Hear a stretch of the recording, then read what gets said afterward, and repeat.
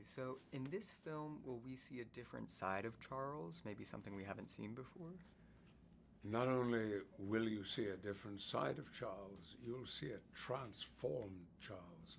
The controlled, intelligent, sensitive, intellectual has been replaced by a scatterbrained, crazy, physically fragile, and highly dangerous individual that one could ever imagine that Charles Xavier would become a dangerous member of society is unthinkable. But here he is, putting the world at risk. And can you talk about the evolution between his relationship with Logan and himself? Yes. From the very beginning, Charles always had a caring relationship with Logan. He knew everything about Logan's past, how he came about, what had been done to him, the misery and agony of that, and he always felt a protectiveness towards Logan. Logan has always been a difficult personality, independent, sometimes aggressive, sometimes mean-spirited and hostile, but essentially with his heart in the right place.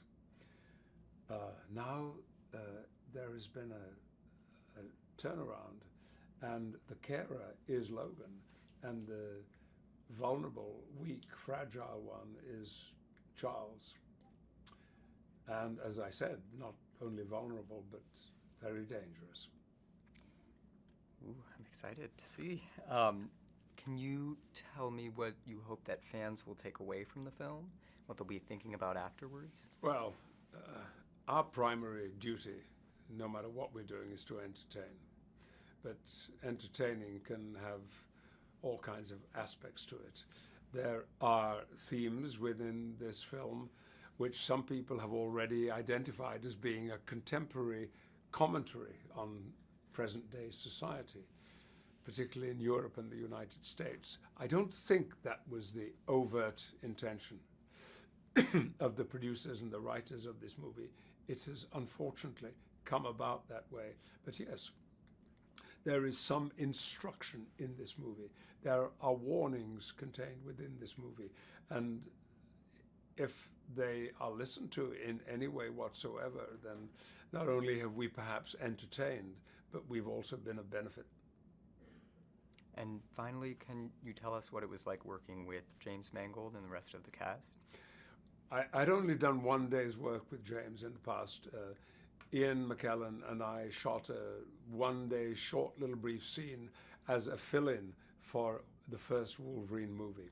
But I met with James very, very early on in the process, and enjoyed that, I think 2-3 hour conversation that we had about the screenplay and about the character of Charles, and particularly about his disintegration. I loved working with James. He is a craftsman. He knows filmmaking so well.